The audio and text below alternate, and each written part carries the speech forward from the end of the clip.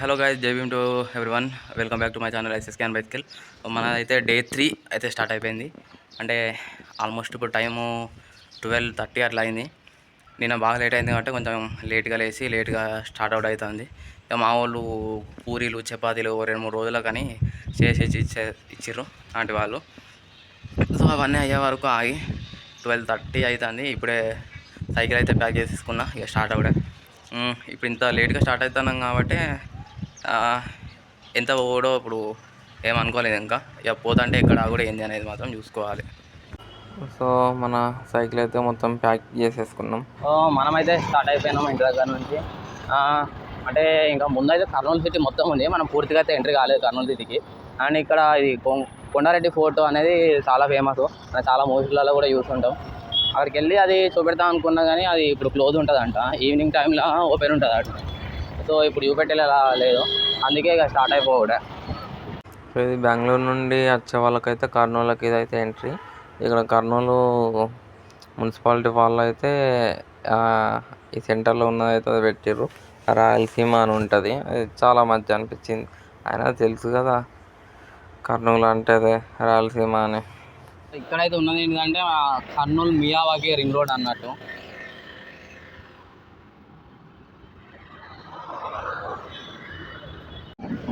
So guys, ఈరోజు అయితే సావిత్రిబాయి పూలే వర్ధంతి. తను మన భారతదేశంలో మొట్టమొదటి మహిళా ఉపాధ్యాయురాలు మరియు సంఘ సంస్కర్త, రచయిత కూడా.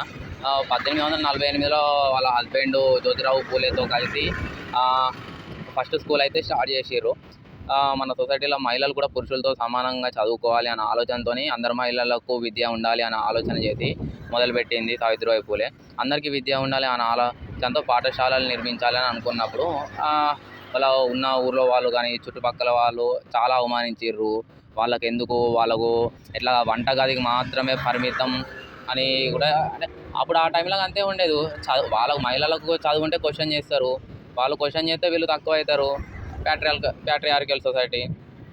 సో అవన్నీ ఉండద్దు, ఖచ్చితంగా మహిళలకు చదువు ఉండాలి అనే ఆలోచనతో వాళ్ళ ఊరోళ్ళు ఆ చుట్టుపక్కల ఎవరు ఎంత తిట్టినా చాలా వరకు అంటే తను స్కూల్కి వెళ్ళి చెప్దాం అనుకున్నప్పుడు పెండ జల్లుడు కానీ, బురద నీళ్ళు జల్లుడు కానీ, ఆమె మీద రాళ్ళిసుడు కానీ అలాంటివి ఎన్ని చేసినా కూడా అవమానాన్ని తట్టుకొని ఖచ్చితంగా ఇది వెయ్యాలి, ఇవన్నీ మారాలి అనే ఆలోచనతో స్టార్ట్ చేసింది. ఖచ్చితంగా మహిళలకు విద్య అనేది ఉండాలి అని వాళ్ళు ఎంత అవమానించినా, ఎంత కొట్టినా, ఎంత చేసినా కూడా పట్టించుకోకుండా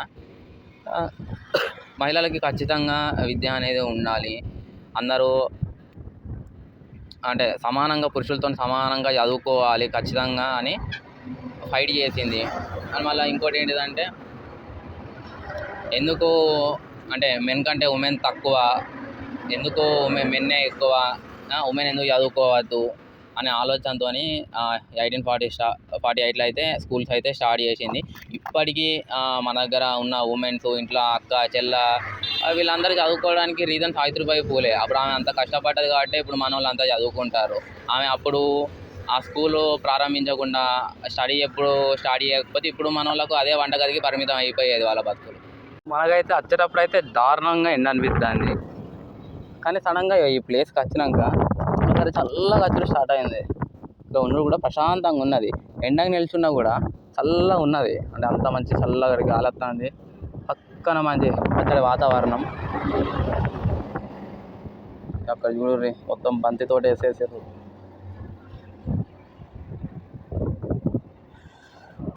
సో ఆ పంట చేనుల పక్కన అయితే ఇంత పెద్ద కెనాల్ ఉన్నది. ఇక్కడ నుండి అయితే వాడికైతే వాటర్ అందుతాయి. మనకైతే చాలా సేపటి నుంచి మొత్తం ప్లేన్ హైవే మాత్రమే ఉన్నది. ఆ మధ్యన ఏమన్నా జ్యూస్ అది తీసుకుందాం అనుకున్నా, మరి ఎక్కడ కూడా ఏమైతే లేవు. హైవే కనీసం మధ్యలో చిన్న చిన్న ఊర్లు కూడా లేవు. షాప్ పిల్లలైనా ఆగుదాం ఏమైనా చూద్దామంటే మళ్ళీ దీంతో పాటు అసలు దారుణమైన గాలి, ముందుకు కూడా వెళ్ళలేని పరిస్థితి. చాలా ఫోర్స్గా దొక్కుడు అవుతుంది, అంత గాలి వస్తుంది.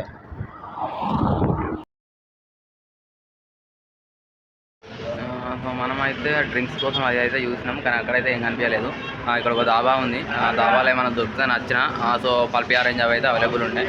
అదైతే తీసేసుకొని తాగేసిన. మన ఛార్జింగ్ కూడా లేకుండే, ఇక ఇక్కడ ఛాన్స్ ఉన్నప్పుడు పెట్టుకోవచ్చు. కానీ కొంతసేపు అయితే ఛార్జింగ్ పెట్టేసుకున్నా. ఇంకొక 5 minutes ఛార్జింగ్ పెట్టి అయితే ఇక స్టార్ట్ అయిపోకూడదు. మళ్ళీ ఏం ప్రాబ్లం వచ్చిందో ఏమో ఇందాక ఛార్జింగ్ ఎక్కింది,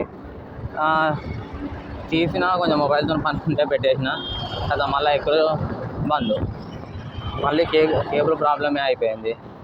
పవర్ బ్యాంక్ ఏమైనా ప్రాబ్లం ఉందనుకున్నా కానీ వేరే ఎక్కుతున్నాయి, బట్ ఈ కేబుల్తో మాత్రం ఏది పని చేస్తలేదు. మళ్ళీ ఒకటి తీసుకోవాలి. ఇదే రైడ్లో గట్టిగా ప్రాబ్లం నాకు వచ్చేది మాత్రం ఇదే కేబుల్ వల్లే. సో ఇక్కడ మనమైతే ఛార్జర్ కేబుల్ తీసేసుకున్నాం. మనకైతే కొంచెం దగ్గరలోనే ఉండే, మళ్ళీ ముందుకు వెళ్ళే ఛాన్స్ లేకుండే, అంటే బాగా డిస్టెన్స్ ఉండే ఊర్లో. సో ఇక్కడ ఉంది అని అయితే ఇక్కడ తీసేసుకున్నా. ఎందుకైనా మంచిదని ఇంకొకటి ఎక్స్ట్రా తీసుకొని పెట్టుకున్నా. ఇక చూస్తున్నాం కదా ఒకటి తర్వాత ఒకటి ఇట్లా ఖరాబ్ అవుతున్నాయి, అట్లానే ఒకటి ఎక్స్ట్రా కూడా కొని పెట్టుకున్నా. ఇంకొక 18 కిలోమీటర్స్ అయితే డోన్ అనే విలేజ్ ఉంది. ఈరోజు వీలైతే అక్కడ స్టే చేయడానికి అయితే చూస్తా, లేదు అంటే ఇంకొంచెం ముందుకెళ్ళి స్టే చేయడానికి ట్రై చేస్తా. సో ఇక్కడైతే డోన్ జంక్షన్ దగ్గర రైల్వే గేట్ దగ్గర ఆల్రెడీ అక్కడ ట్రైన్ వస్తూనే ఉన్నది, పక్కకే ఉన్నది. ఇలా పని చూడదు.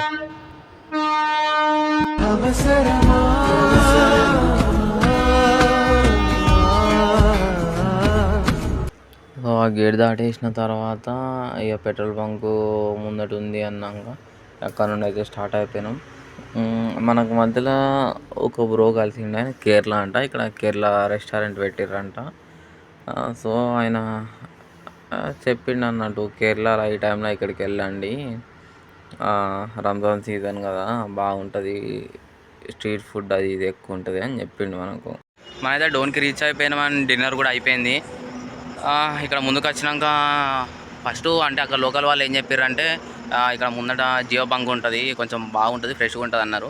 బట్ కొందరు ఇంకా అంతకంటే ఎక్కువ ఇదైతే బెటరు, ఇక్కడ భారత్ పెట్రోల్ బంక్ ఉంది, అక్కడ అసలు అంత సెక్యూరిటీ ఉండకపోవచ్చు, జనాలు ఎక్కువ ఉండరు. ఇక్కడైతే కొంచెం వెహికల్స్ నడుస్తాయి, వాళ్ళు వీళ్ళు వచ్చుకుంటుంటారు, 24 hours నడుస్తుంది అన్నారు. సో మనం ఇక్కడ భారత్ బంక్ అయితే వచ్చేసినాం. అన్న వాళ్ళు ఇక్కడ స్టే చేయడానికి ఓకే అన్నారు. ఇక ఫ్రెష్ అయిపోయి నైట్ ఇక పడుకొని మార్నింగ్ రేపైనా ఎర్లీ మార్నింగ్ స్టార్ట్ కావడానికి అయితే ట్రై చేస్తా. సో ఈరోజుతో మన రైడ్ అయితే టాటా, బాయ్ బాయ్.